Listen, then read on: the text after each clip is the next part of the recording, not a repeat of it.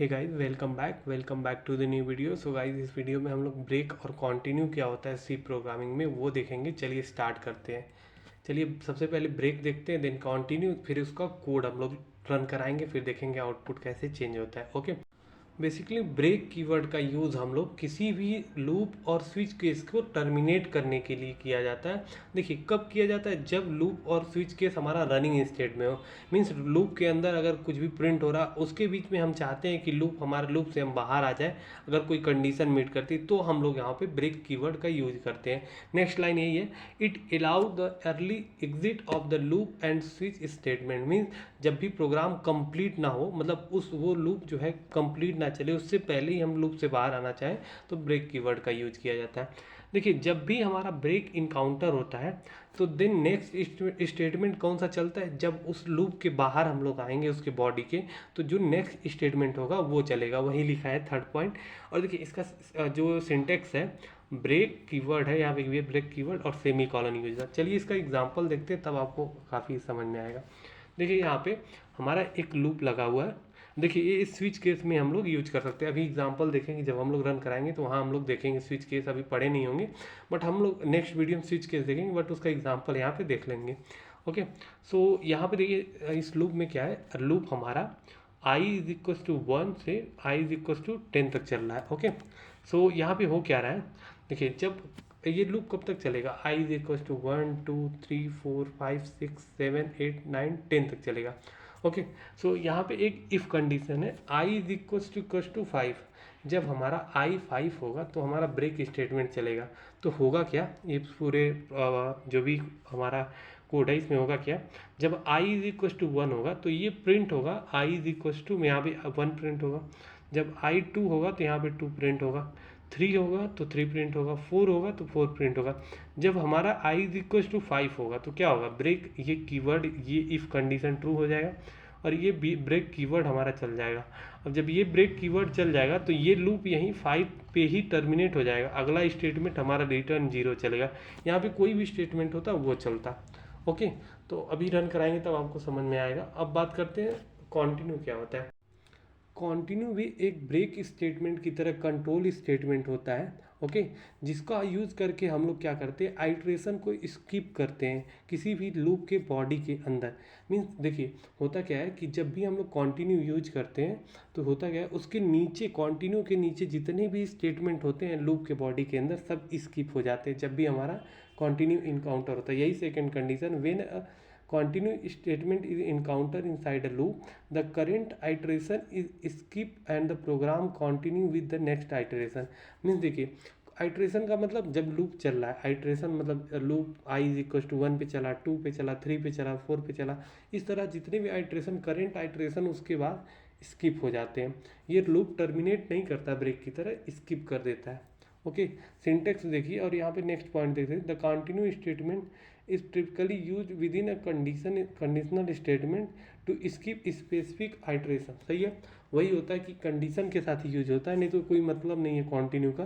Mean जैसे आप चाहते हैं कि जब आई हमारा ऑड हो, मतलब जो भी नंबर ऑड हो, तब हमारा कोई स्टेटमेंट चले, तो उसी हिसाब से हम लोग कोई कंडीशन के साथ यूज करते हैं। जो सिंटेक्स यहाँ पे देखिए कॉन्टिन्यू कीवर्ड होता है जिसका यूज करके हम लोग करते हैं। चलिए अब इसका एग्जाम्पल देखते हैं। एग्जाम्पल में देखिए सेम एग्जाम्पल नहीं है, बट यहाँ पे देखिए जब भी हमारा आई हमारा डिविजिबल बाई 2, मतलब जो भी इवन नंबर है, तब हमारा ये प्रिंट नहीं होगा।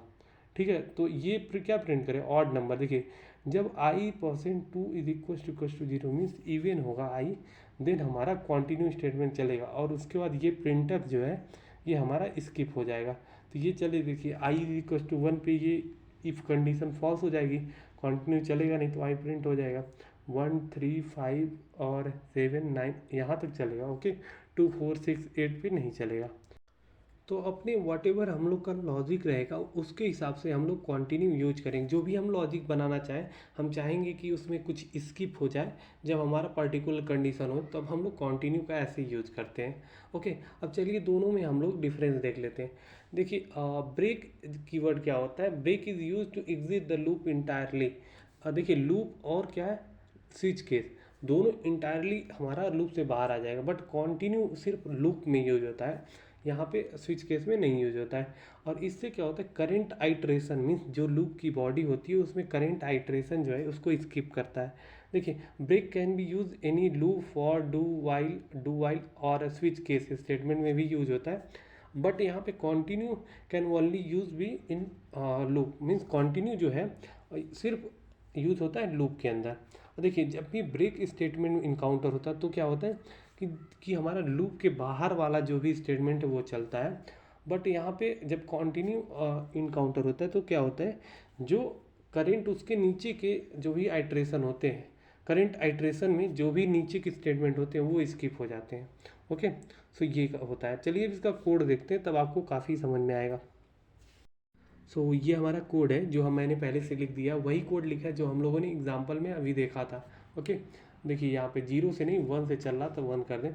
ओके, सो अब ब्रेक स्टेटमेंट की बात करें। ब्रेक में हम लोगों ने क्या कहा था, जब भी हमारा ब्रेक स्टेटमेंट इनकाउंटर होगा तब भी हमारा जो करंट आइट्रेशन है, मतलब नेक्स्ट जो है कोड कौन सा स्टेटमेंट चलेगा, लूप के बाहर वाला मीन्स लाइन नंबर 11 चलेगा।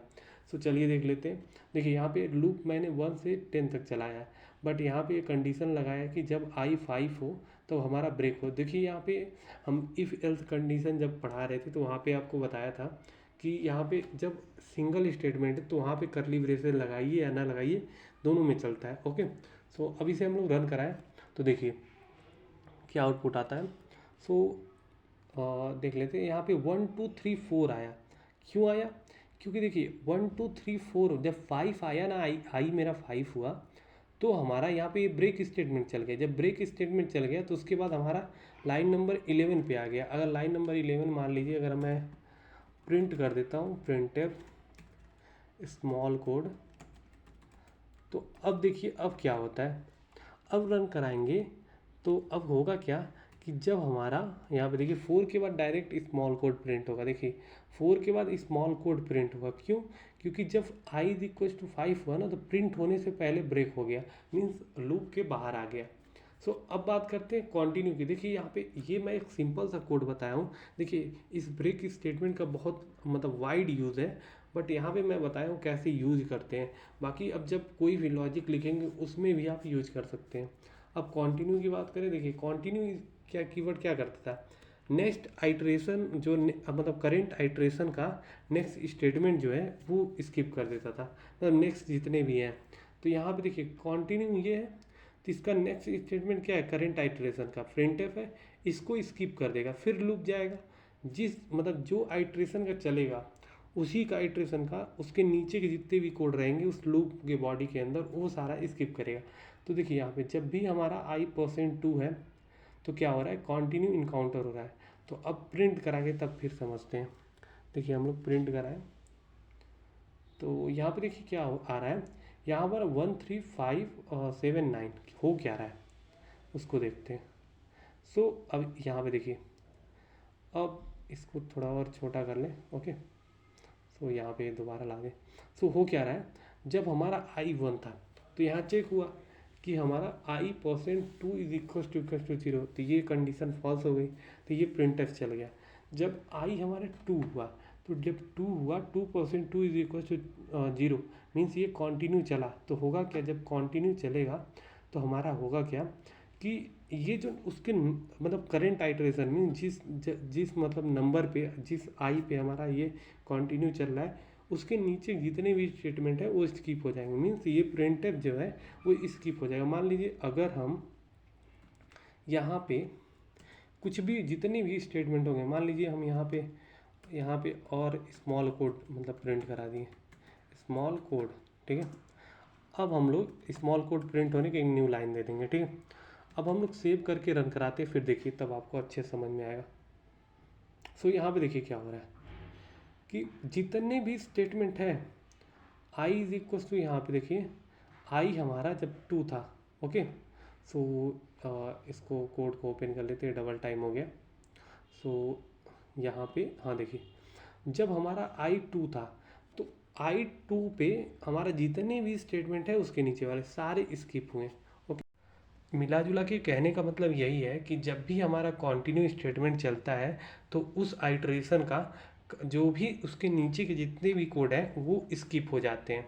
जैसे यहाँ पे देखिए %2 मतलब जब भी हमारा इवन नंबर रहेगा तब तो कंटिन्यू होगा, तो इवन नंबर के जितने भी ये देखिए 4 स्मॉल कोड नहीं प्रिंट हुआ क्योंकि वो स्किप हो गया।